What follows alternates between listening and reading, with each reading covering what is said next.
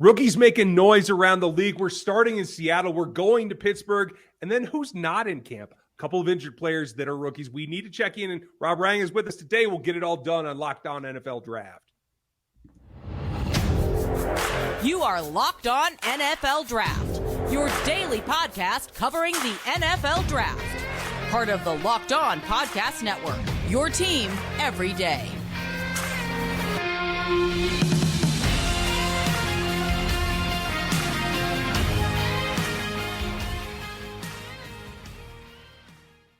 Welcome to another episode of the Locked On NFL Draft Show. I'm your host, former NFL and AFL defensive back, Eric Crocker. And of course, as always, I'm joined by my co-host, Ryan Tracy. And y'all know what it is, man. It's Thursday. So we got our guy, Rob Rang here. Let me put on the display names if you're watching on YouTube so you can see the names. He is at Rob Rang on Twitter. We got at Ryan Tracy NFL on Twitter and at Eric_Crocker on Twitter. We want to thank you for making us your first listen of the day. And we're continuing to talk training camp. You got some rookies showing out, and you got some rookies with some kind of, I guess, opportunities. One a little bit sad. It's coming off of sad news up there in Seattle. So Rob Rang's up there in Seattle watching the 49ers Seahawks, right? 49ers rivals.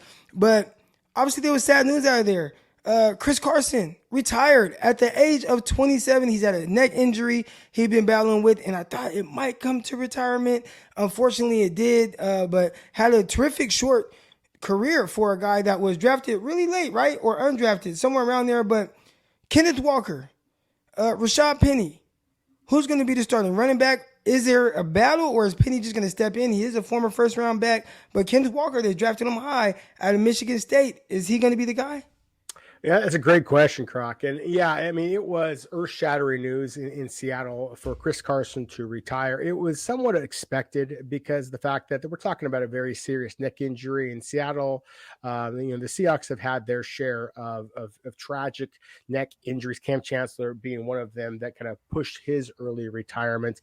So we all know that neck injuries are nothing to be messed around with, especially if you are a physical downhill running back like Chris Carson. And as you mentioned, just 27 years old, a pair of 1,000-yard seasons already under his belt.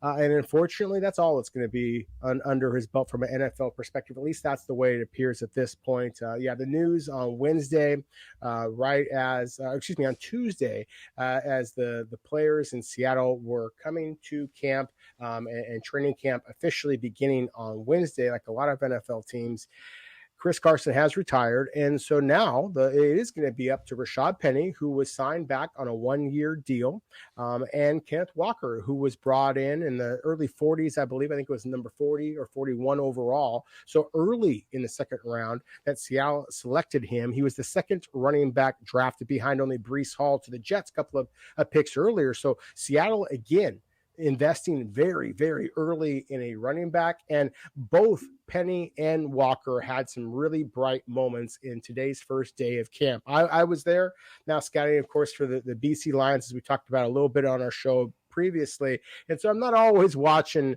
the superstars for the Seahawks at this point. I'm watching some of the players on the bottom half of the roster and seeing if they might be able to slip to my boys up north.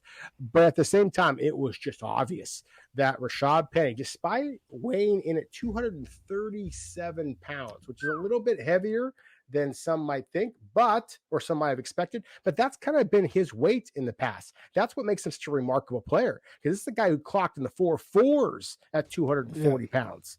And so he has that type of speed. That's why the Seahawks are really, really high on him. He had a couple of really impressive runs today, guys. One with Geno Smith handing him off the ball, another with Drew Lock handing him off the ball. And then there is just a different element of speed when Ken Walker gets the ball. He made one little cut and go, and it was Jamal Adams and Quandre Diggs, Seattle's Pro Bowl safeties back there, and he made both of them miss. And it was an impressive run. And, we're talking on the first day of training camp. I mean, nobody's actually in pads and all that kind of stuff. The defensive players, especially Pro Bowlers, like those two safeties, are kind of easing off the gas pedal a little bit. But still, there was no doubt that Ken Walker has juice. So that's my long-winded answer to your really simple question, Croc, to start our show. I apologize. But I don't know that either one of them are going to be like the number one guy.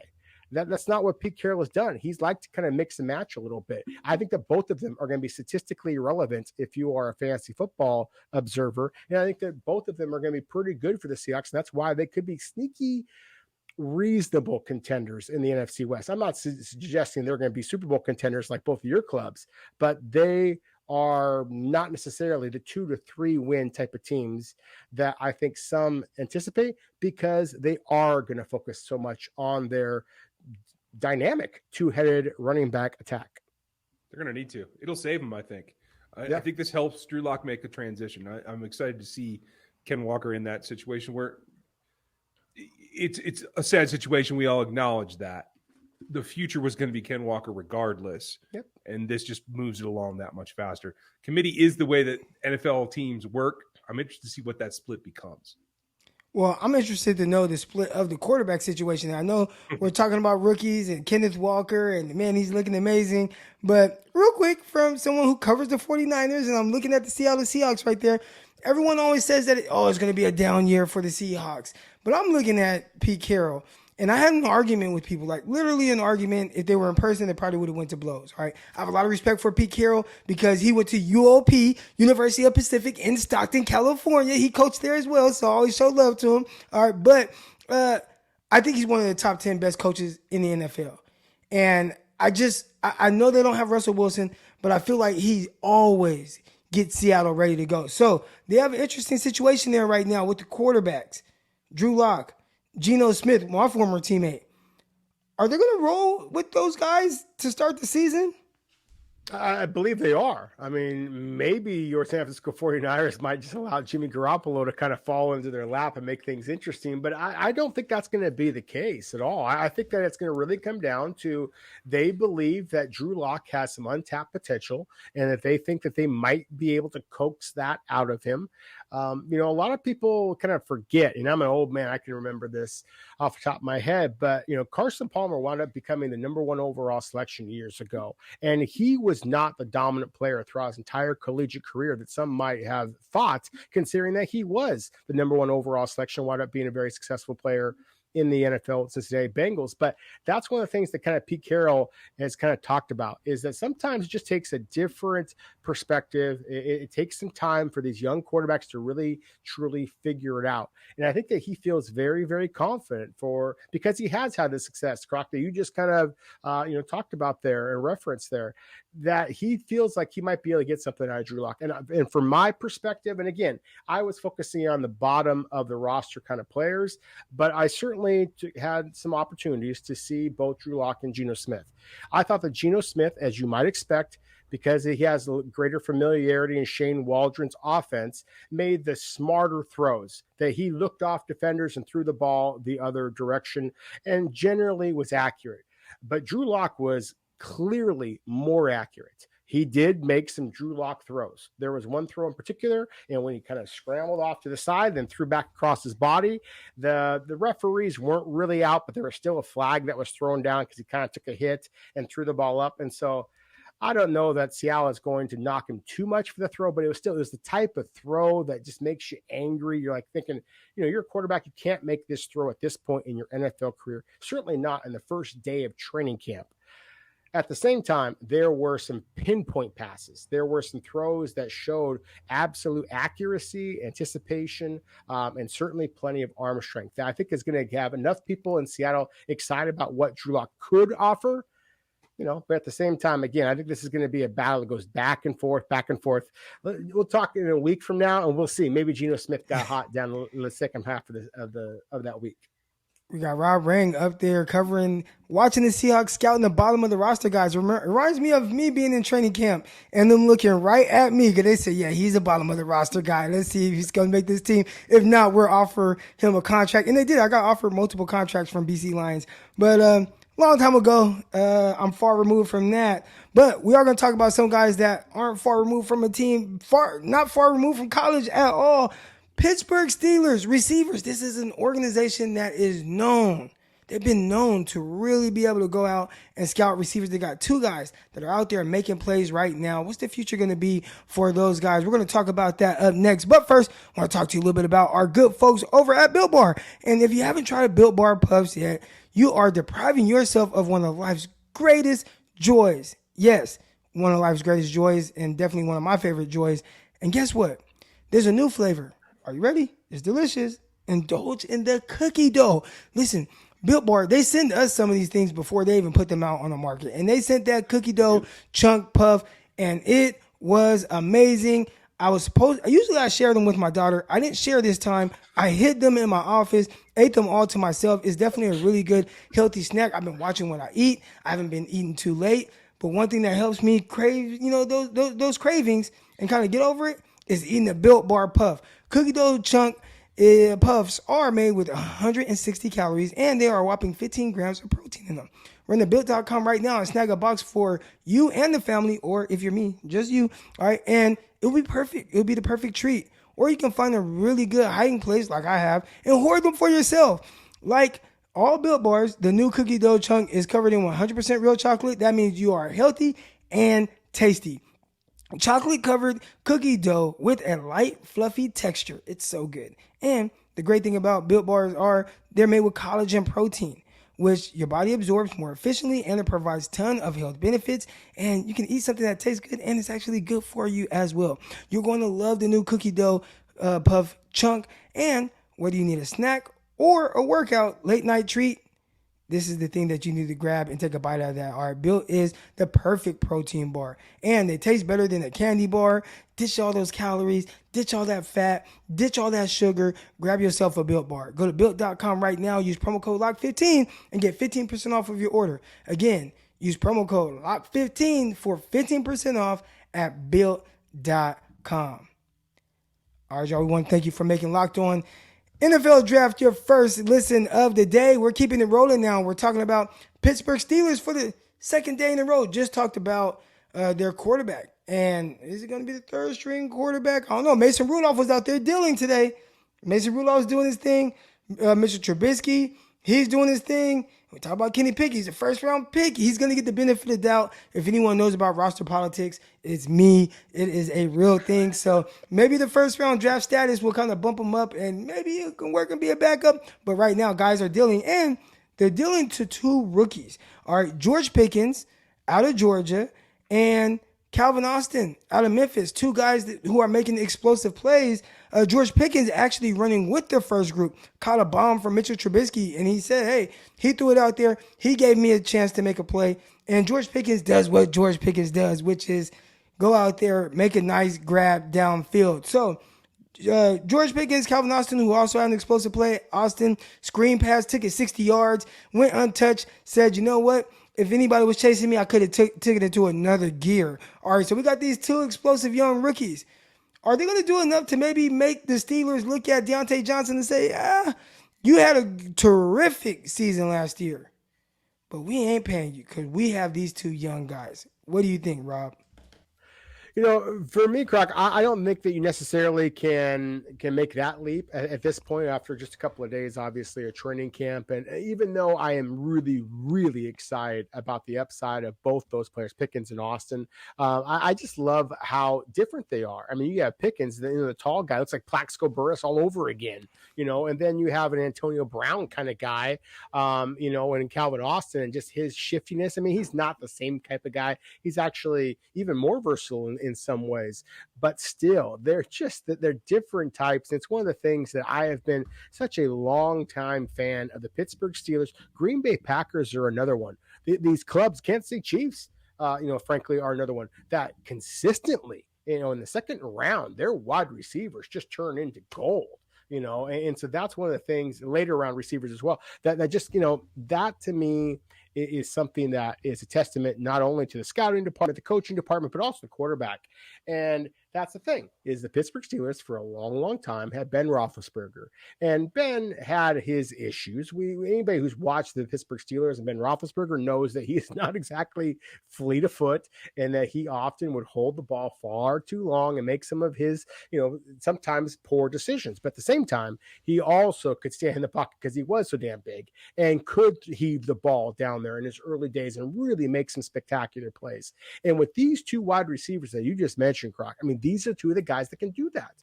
And it's kind of similar to what we talked about here just a moment ago in Seattle.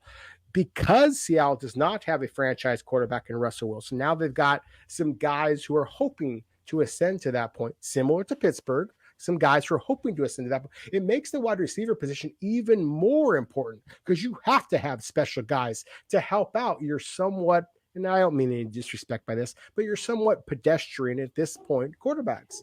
And so when you have dynamic wide receivers, and we talked about Pickens, a year ago, that he absolutely is that dynamic guy. Now, can he be consistent? That was the knock on Plaxico back in the day too. But the talent is just obvious, and talk about a wonderful first introduction to Pittsburgh Steelers fans. I think that certainly Pickens and Austin did that today. George, just stay out of the clubs, okay? I'm just saying. It'll all end well that way. I'm with you, but I don't think you can make any kind of conclusion about Deontay, because if the Kansas City Chiefs have taught me anything over the years, and the rest of the league, is the world is not enough. You always need more receivers. 4 doesn't do it. You got to have 5, 6, maybe a little return ability. Maybe a guy can come in and play multiple positions when you need it. Chase Claypool isn't going to be the only guy on the outside. So I think that's good. Pickens goes to the outside. Deontay can come in and play out of the slot as well. I like their 4-man wide receiver group there as well. The thing that really intrigues me is Austin. I felt when I watched his film pre-draft, I was really impressed with what he did when he lined up outside, despite his slight size. So for him, I think he can be a guy that does fulfill multiple roles, give somebody a break. And if you catch somebody that's got that, that long physical corner that maybe can't turn and run so well, he's going to get caught out of position, and boom, Austin's gone. So I think it's a nice 4th wide receiver that they're going to have a nice crew for a while.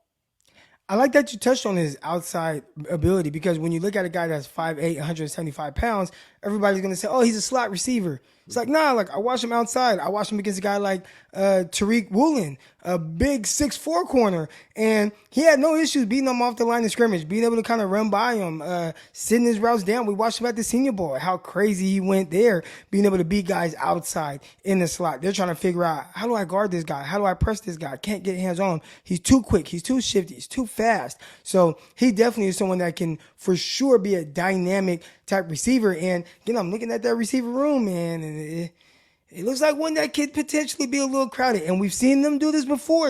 At one time, they had Emmanuel Sanders, they had Mike Wallace, and they had this young guy by the name of Antonio Brown. And they ended up paying the young guy Antonio Brown and letting guys at this time, Mike Wallace, really good receiver. Emmanuel Sanders, he's still playing in the league, really good receiver. Antonio Brown ended up being the guy that they signed, the young guy who might not have even been as proven as the other guys. But when you have options, you can do things like that, and we might see them do something similar again. I'm going to keep an eye on this, and I really like Deontay Johnson. He's one of my favorite receivers from that class. Terrific class. Deebo Samuel, DK Metcalf, Terry McLaurin, A.J. Brown. The list goes on and on. But all these guys aren't going to get signed. So we've already seen one get traded. Matter of fact, Hollywood Brown, that's another guy, right, from that class. Good receivers here. We'll see how that whole thing works out. Coming up next, we're definitely going to talk about a couple guys dealing with some injuries. We have a holdout, a player that's still not signed. What? How's that even possible this day and age with how they have everything structured? So we're going to talk about that and more coming up next. All right, y'all. So David Ojabo, drafted by the Baltimore Ravens, a guy who's suffered an Achilles injury during his pro day workout. He is still unsigned. Rob, how does that even happen? Well, it's funny because, we had this conversation a week or so ago, Croc, about how it's kind of the death of the supplemental draft. because of the fact that the players can transfer now. And so you're not going to have quite as many of these hard luck type of situations. I think that we're seeing, for the most part, the death of the rookie holdouts in the NFL.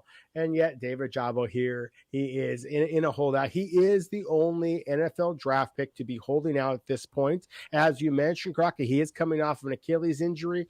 Everybody who has been listening to our show knows that prior to the 2022 NFL draft, after David Ojabo, after his breakout, redshirt sophomore season, decided to come out early and then tragically tears his Achilles and he tumbles into the second round when it was clear that he would have been a top 20 selection. And I think that right there is the crux of his argument. From what I've been able to understand and listening to some reports, NFL Network, Mike Garofalo, among them, I think that Ian Rappaport, I believe also, the buzz is that this is an argument basically about that third-year contract. And the Houston Texans gave Jalen Petrie, the safety, a fully guaranteed third year as part of his contract. And ever since then, it has thrown things in a little bit of a flux in the top of the second round.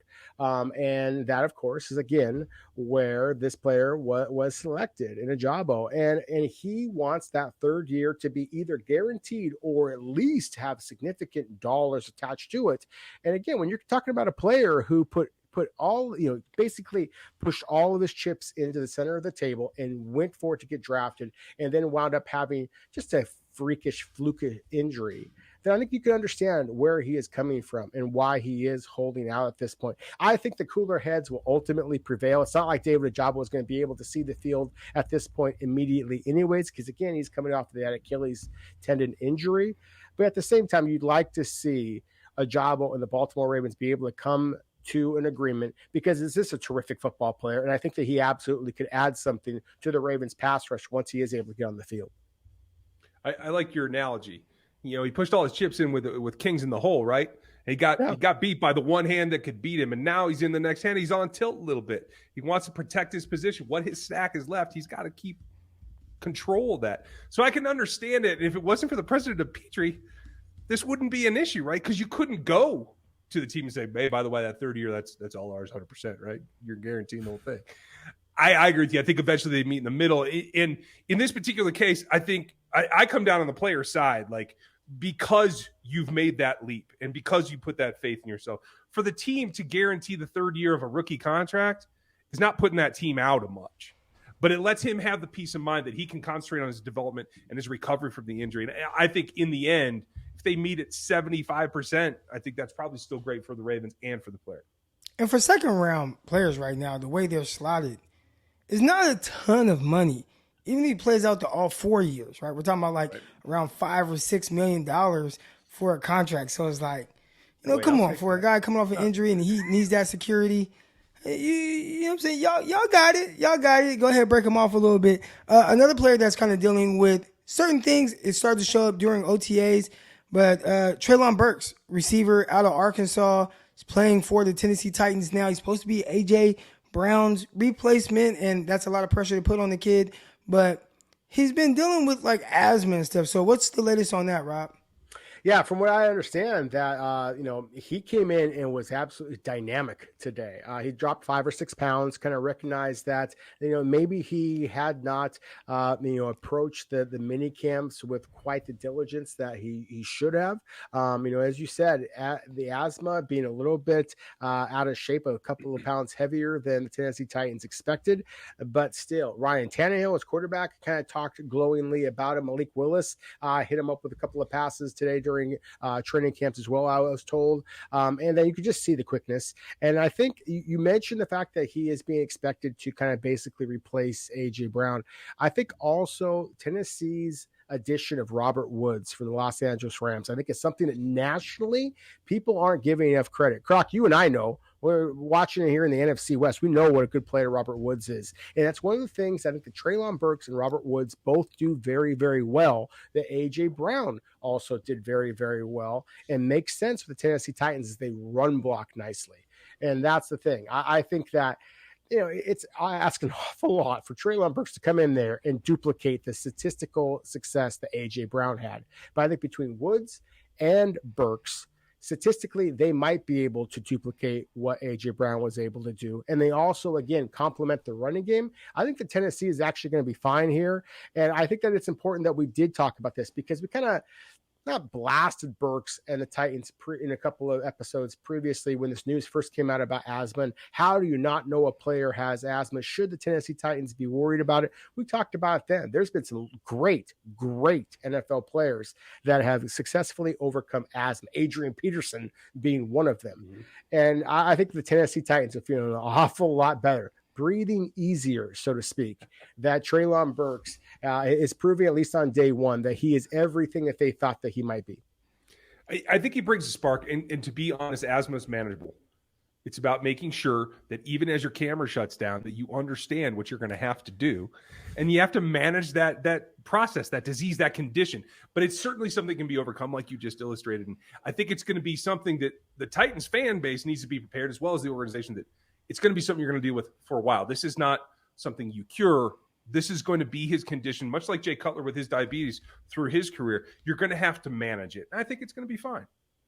Awesome. I think everybody down here where I live in the natural state, Arkansas, down here in Southeast Arkansas, right up the street from where Treylon Burks is from and kind of destroying a lot of the competition around this area, they're going to be excited to hear that Treylon Burks, he's going to be just fine. He's going to be just fine. And Ryan Tracy's going to be fine. If you're watching on YouTube right now, you see his camera cut off, but he's good. He's going to be fine. Rob Rang, he's here. Everybody's going to be fine. And we'll have Rob Rang back on next week. So we want to thank you for making us your first listen of the day. And for your second listen of the day, you got Locked On Chiefs with the cameraless man here, Ryan Tracy. You got Rob Rang here covering the Seahawks as well as doing his thing for the BC Lions, and myself, Brian Peacock. Locked On 49ers, come at you 5 days a week. You can listen to all of our podcasts and see Ryan with a new angle right now. If you tune into the YouTube, make sure you subscribe to that as well. But until next time, we'll see y'all. Peace.